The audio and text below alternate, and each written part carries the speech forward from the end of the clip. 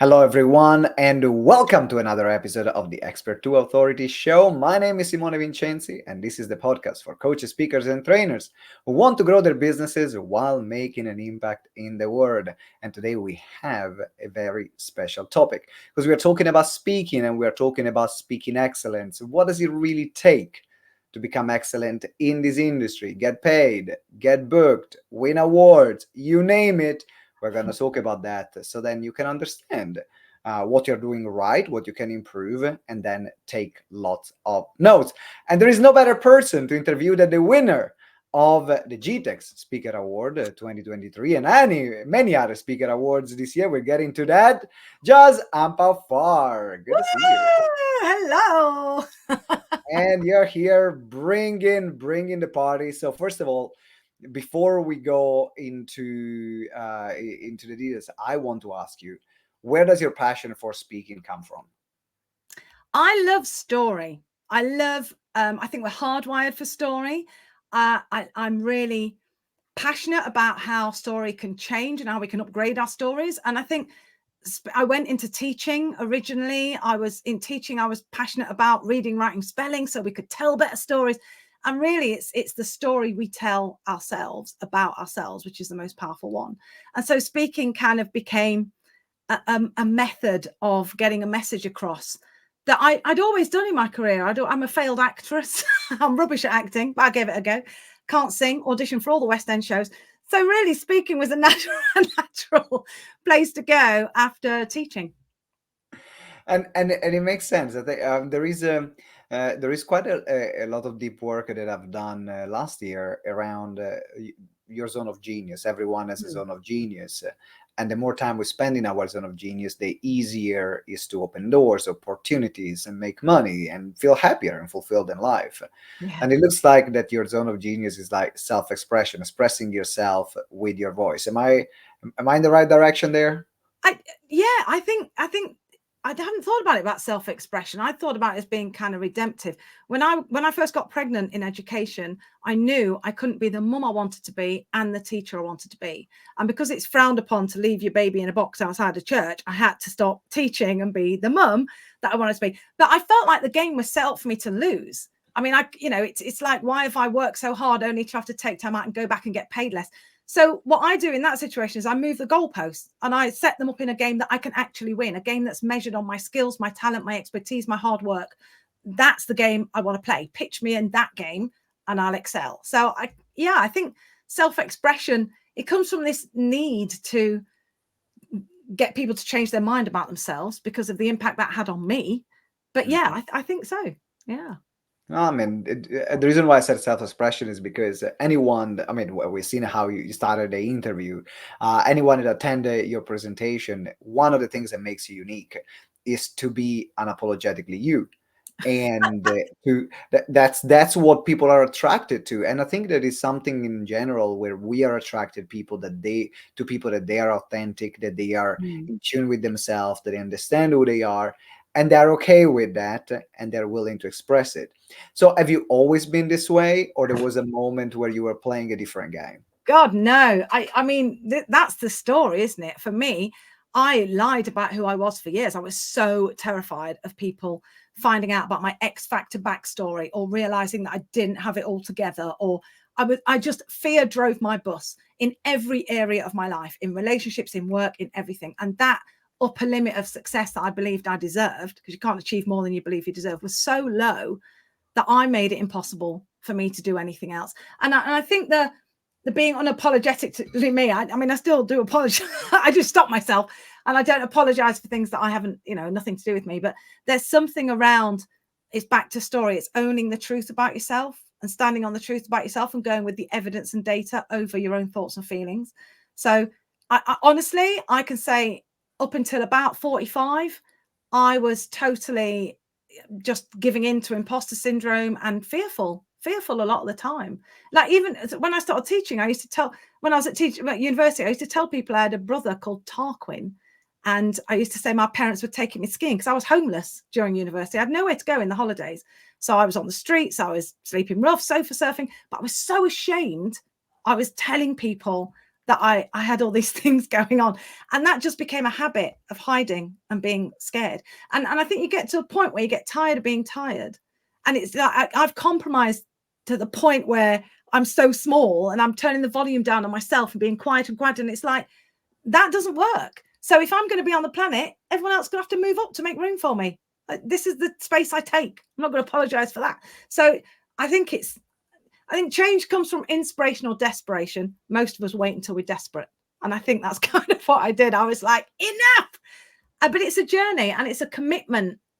It's a commitment to being the human you were designed to be, not the human the world says you have to be. And it's hard. It's much easier to give in. But on the other side of it, it's amazing. It's amazing to be your authentic self, like professionally vulnerable, personally authentic, not the other way around, not personally vulnerable, because that being a hot mess, go and get help. Professionally vulnerable, but personally authentic.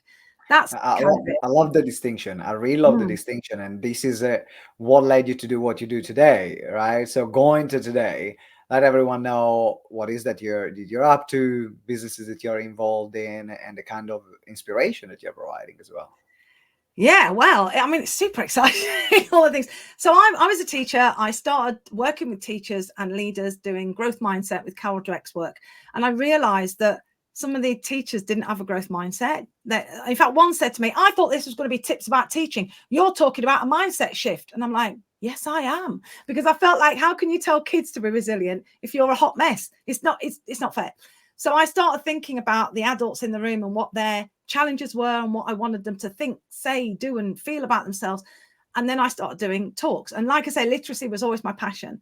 But I went to one talk. It was only a small talk, about 300 teachers in a room, leaders, during exam season. And I sat there and I thought, I wonder what would happen if I just told the truth rather than like my usual, everyone should do literacy because of this.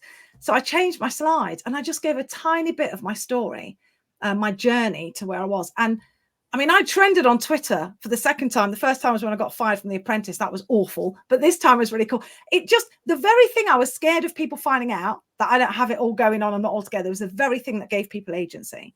And from that moment, I got a TEDx talk and a book deal, and everything spiraled. And it was me saying yes to things. So I got an inquiry, would you come to California and speak? And I'm like, yes. And then I get there, I'm like, what am I doing?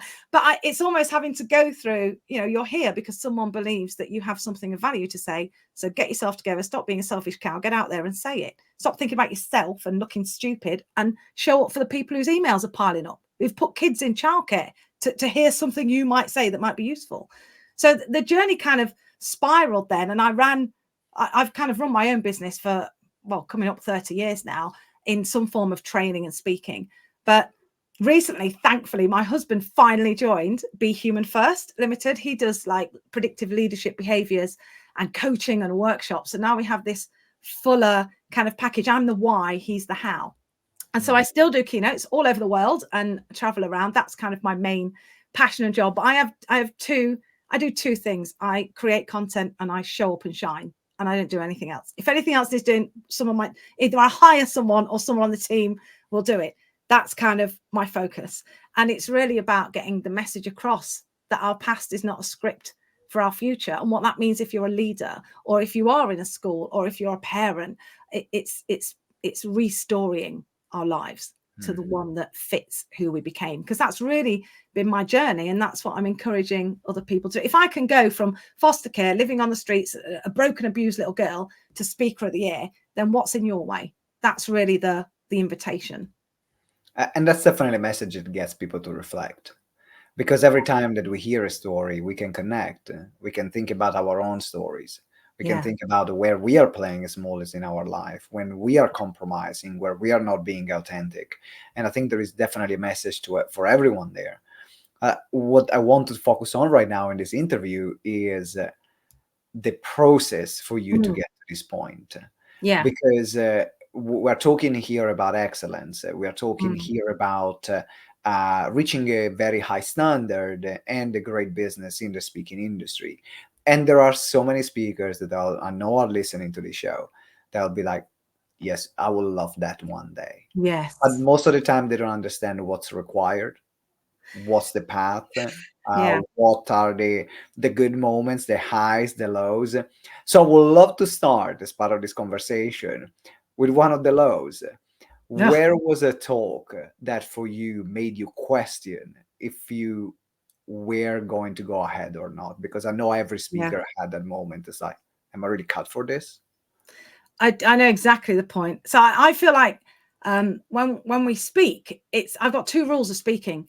It's all about you and it's nothing to do with you. And they're the two rules. Because I work on, here's my story, here's our story now that we're creating, and here's your story that you're going to create. You've got to leave them with that journey. So I'm doing a talk. It's a very long room. So it's long and like wide. But it's a stupid shape. And I'm speaking, and there's a guy on the front, and I'm talking about showing up. He's talking about tough love. It was a leadership thing for education and social care. And he was a head teacher, and we were talking, and he was sat on the front, man spreading, and he said, we were talking, and he put his hand up and he said, I don't think I'm here. I don't believe anything of what you're saying. I don't think I'm here to love kids, right? I'm here to give them tough love. And behind him, I could see all these people bristling, because I just shared about my story about how school was family, about how I was sexually abused and physically abused, and putting that, and everyone was bristling. And I thought, mate, you're going to get your car keyed after this. So I'm like, but my thing is empathy. How do I do witness? I've got to show up for this guy so that his story can become a new story. So I kind of say to him, I think my kids would benefit from that. My kids benefit from tough love at school because they have real love at home. But if you don't have real love at home and you receive tough love at school, it's basically bullying. And he kind of like this. Anyway, afterwards, I got like 499 positive evaluations. Oh, the speaker was great. I'm going to do this next. This is the outcome. And one negative evaluation, which was from him, which said, even as I say it, it's just like, oh gosh, it said, I didn't enjoy this talk. I thought the speaker was self-indulgent. I won't be paying attention to anything she said. And that was it. And I remember that one negative stuck to my head like Velcro, because it pushed. One of my values is integrity. And he picked at integrity. I can't be doing with it. But for the next 2 weeks, I cancelled every single talk I had for the next 2 weeks. I was like, I can't. This was very early on in my career, but I was like, yeah, I can't do it. I literally let that dictate everything about me. And I remember saying, I'm not cut out for this. I'm not, if people aren't going to see my heart, I'm not cut out. I mean, it was totally, I think my behavior after that moment was self-indulgent. It was certainly self-preservation.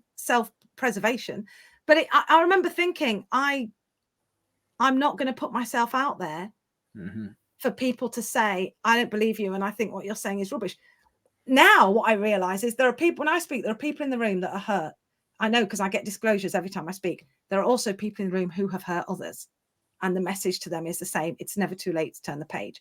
So now I can hold that space. I can hold that humanity. Back then, I didn't have the armor. So everything was personal.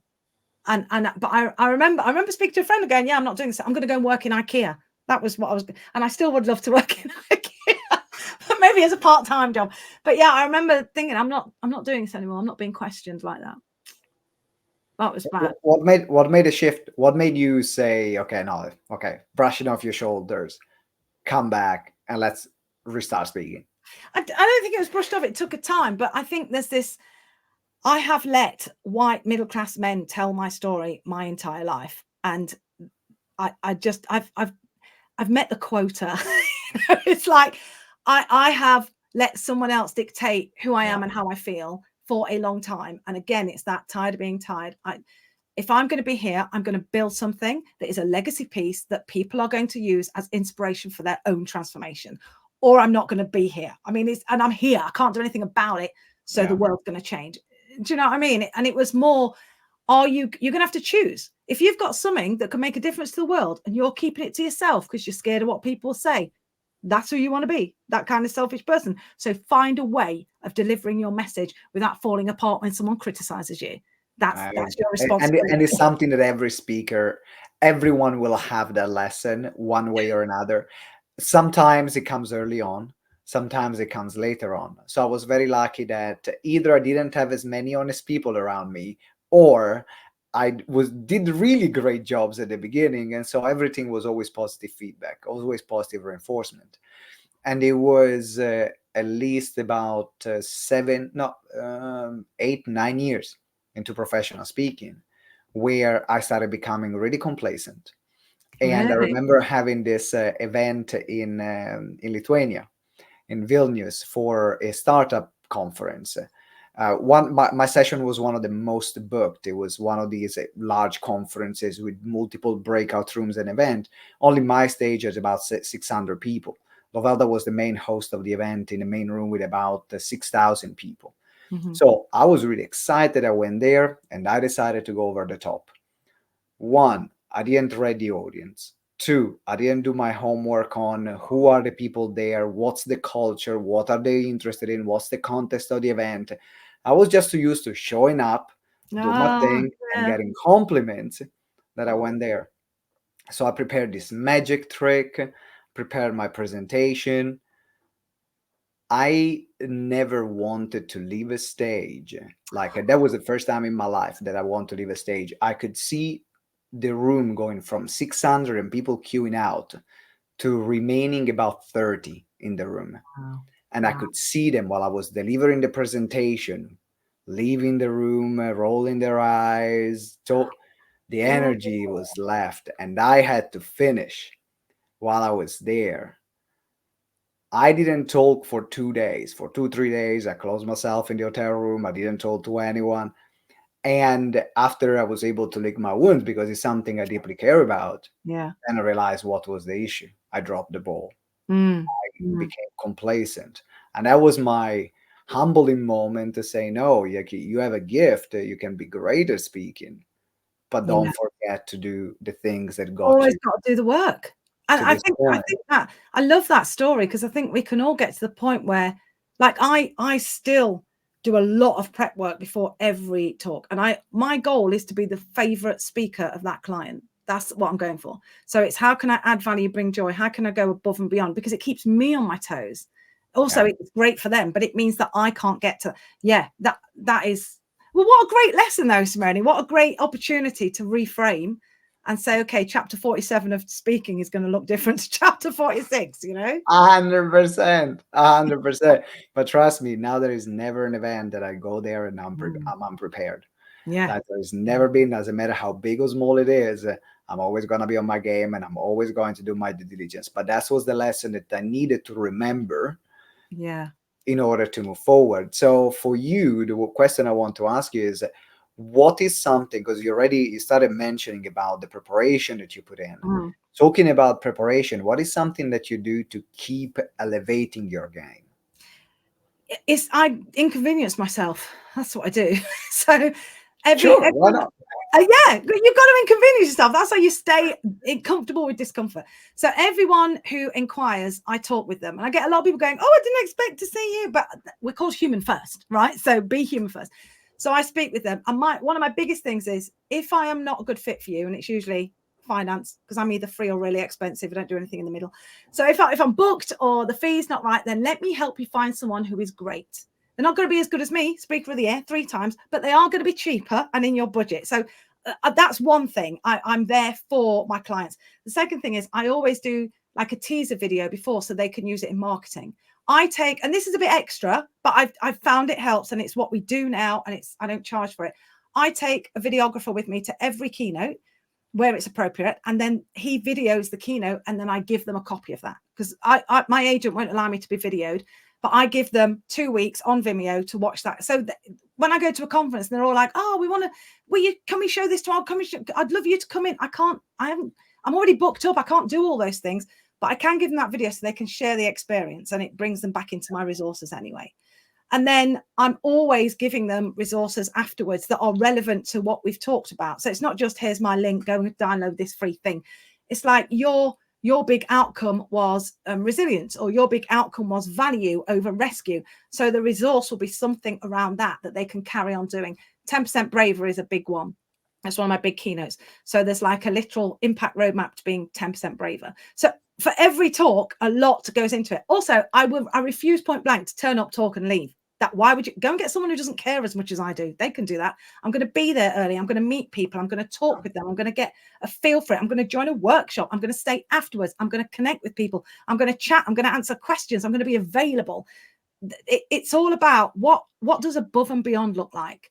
because I'm Marmite. Either you hate me or you're going to lick me. And I am happy with either. Because if you hate me, why work together? You'll be unhappy. I'll be miserable. Let's move on. But if you like me, then let's give you above and beyond. I want to make the bookers look really good. The event bookers look really good to the people they're working for and with. So it's what are all the touch points I can do? And in the process of that and the scoping call, I'm gathering so much information about who they are and what they do. And lots of the time people ring up for a keynote and end up going, actually, could you run the day or could you set up something? Because they can see that I'm invested in what they do. And the most important thing is I'm not interested in wham, bam, thank you, ma'am, here's a talk and then go. I want measurable impact over time. So these calls I do with people, they're auditions. Are you going to be looking for measurable impact? Are you going to be applying this? Or are you looking for a bit of filler? If you're looking for applying, then I'm with you and I'm yours. If you're looking for filler, maybe someone else is better, because I don't know that, I'm a good fit for just ta-da and then going. So, but it's the confidence as well to do that, because I took every single gig I could at the beginning, and it's soul destroying. Just, we've got money to spend. Can you just stand there and say something and no one's really listening, but it doesn't matter. We just need to measure the budget up. It's soul destroying. So I kind of work with people who are ready to make a difference. That's the commitment I'm looking for from them. And I think that because you have so much experience and you have taken so many gigs that you didn't enjoy, or they didn't give you what you were looking for, because of that, now you can be certain, say, okay, no, this is what really makes me fulfilled. This is what really makes me happy. This is what I really want to contribute. This is how I can be different. So how do you suggest that people can find that about themselves? Because like you found your way. What is the way you want to run your business? What makes you stand out? What are you willing to accept and what are you not willing to accept? What would you suggest or recommend to other people to be able to find their own way? Yeah, it's really hard when you're thinking like, what makes me stand out? I mean, I get a lot of people wanting to find out, tell me what you've done, Jaz, so I can do exactly the same. And what I've done is played to my strengths and ignored everything. I know people say you're supposed to improve your weaknesses. Chairman, I'm really good at this. Let's just focus on this. So that's been my tactic. But I think a lot of the time is, for me, I found it by trying and failing. And so often we want to erase failure. And I think we should rebrand failure. For me, you fail. People talk about failing forward. A success is someone who failed lots of times and got back up again and again and again. And when I was teaching, I used to have a ladder with no rungs on it, just the rails. And I said to the kids, when one of us makes a mistake, we put a rail on and put a rung on, and that means we can stand on it. Then we make another mistake, then we get another rung, then another mistake. The whole point is that unless you make mistakes, you're not going to learn. So I gave too much away. I traveled halfway around the world to do a gig for less than I should have done, paid for my own travel, and then wasn't given a hotel room when I got there. I've given too much of myself away. I have stood outside my own integrity by trying to, I don't know, give more than someone else. And actually, the discomfort of that and the knowing that that's not who I want to be in the world and in my work, and that I'm not modeling to my own kids what I think a good one looks like. I'm compromising, tiny compromises. It's just like, I don't want to be this. I don't want to be uncomfortable like that. And even when I wasn't able to charge what I charge now, there's always got to be a transaction. So I'm like, okay, if I'm doing this, so I want, I want a video, or I want images, or I want this. They've always got to feel they're giving something. And even my free gigs, I would do an invoice and I would put, £20,000 with £19,000 discount. But I would just make sure I asserted my value the whole time so they could see what they were getting. So I was projecting success before I had it in my mind as to how I would behave, and then growing into that success. I wasn't faking it, but I was acting as if I was already, I already know who I am and what I do. And then I made a lot of mistakes along the way, which kind of narrowed down what that looks like. And I'm still, I'm still making mistakes, and I celebrate that, because I'm like, God, if you got to a point where you can't get it wrong, what's the point? I mean, if you've got nothing left to learn. And for me, my biggest thing now is guarding myself and not overcommitting. What I'm doing. Talking about getting it wrong, there are so many people that are scared to get things wrong. That it will stop them from ever getting anything right. And sometimes getting things wrong, it sucks. Even after you do something years, you do what you do. Give you an example. I launched a ChatGPT version of Hmm. my webinar conversion kit, All where I right. can build the entire webinar using ChatGPT. I train ChatGPT with my own material. I have a group of 15 people that currently are going through a particular program on webinars at the moment. So I was really excited. I said, guys, like, make sure you come on the call. I cannot wait to see you there. I'm going to show you this incredible thing. I spent all my weekend building it. It's going to blow your mind away. Man, that session was such a car crash. The bot Oh, would not behave in the way I wanted. Half of the room loved it if they were advanced in ChatGPT, but the other half left completely confused. yeah, yeah, And this is a training that I've delivered, it's like 13 times. It works like clockwork. Everyone by the end of it gets their webinar. So it yeah. was something that was working. There was no reason to change. But my reason to change is that I want to push the limit. I want to Hmm. make things Yeah, better. I want to improve. And when I was there and seeing literally the session going downhill and people getting confused and me having to answer all these questions, I had to really remind myself, okay, just calm down, answer the question. This is part of the process, and then you're gonna make it right. And I think yeah, there is a message that a lot of speakers will need to have that is really important for you to keep pushing the boundaries. Really important for you to yeah. test new material. It's really important to test what's uncomfortable, as you just said, putting yourself in a situation where you are not comfortable, because Mm. even if maybe the first time is not gonna go well, you're going to learn a lot. And if you have the Yeah, mindset and the attitude that you have on making things right and always over delivering like you do, yeah. people will see that and will respect it. Yeah, they do. That you're absolutely right, because it's you win or you learn for me. So I always feel the worst thing that could happen is that everything goes perfect first time round and you miss out on an opportunity to embed ambitious resilience and refine your offering. So if it ever goes right first time round, I'm always just a tinge. There's just a tinge of disappointment because I'm like, well, there's nothing to learn from this. So do you know what I mean? I've literally got to that point now where I'm fear is dialed down so much that I'm like, well, right, what could, it's not that I'm trying to get things to go wrong, but like on stage, I do a lot of audience interaction. Sometimes I'll get people up on stage, I'll get them talking to each other. And it's always a risk. I mean, I used to do stand-up comedy, and I remember one night, I took all my mates with me. I was doing Strictly Come Dancing in my town, because there's no celebrities, it's me and the local Tory MP, so that's what we're on. So I took all my new friends with me to show off at this comedy club, and I bombed hard. Like I was panicking, and people weren't laughing, and I wasn't leaving space to laugh, and I could see my friends sort of going, wanting to clap but not, and I'm like, oh god. And like your event that you talked about, immediately after I felt sick and I couldn't talk about it, and I got home and Ed said, how did it go? I'm like, don't ask. But 2 days later I started to be like, okay, no one died, so let's get this in proportion.